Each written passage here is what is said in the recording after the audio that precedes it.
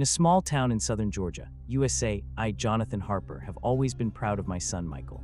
He was a successful lawyer and seemed to have found his happiness by marrying Emily. However, from the very beginning, I felt that Emily wasn't the woman who could truly make my son happy.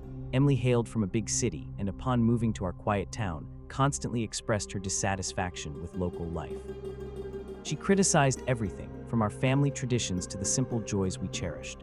Her arrogance and disdain for our ways deeply irritated me. One day, during a family dinner, Emily once again voiced her displeasure about our home, calling it old-fashioned and in need of renovation. That was the last straw. I decided it was time to teach her a lesson. Knowing her fear of rural areas and wildlife, I devised a plan. In our region, nighttime swamp tours were often held, where one could hear stories about local legends and observe nocturnal creatures.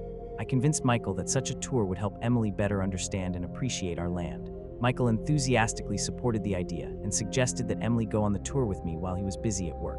Not wanting to upset her husband, Emily reluctantly agreed. In the evening, we set off for the swamps. I had previously arranged with the guide to tell the most frightening stories and create an atmosphere of mystery. During the tour, the guide spoke of ghosts inhabiting these parts and mysterious disappearances. Emily grew increasingly nervous. At some point, I suggested the group split up to explore different parts of the swamp. Emily ended up in a small group with me and a few other tourists. We ventured deeper into the woods, and I, pretending to hear strange sounds, suggested we all stop.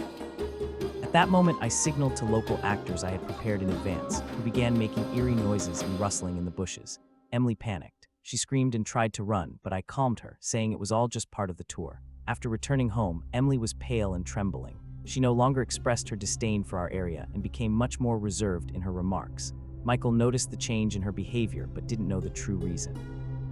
My revenge didn't cause Emily physical harm, but made her reconsider her attitude toward our family and traditions. Sometimes, a small lesson can change a person for the better.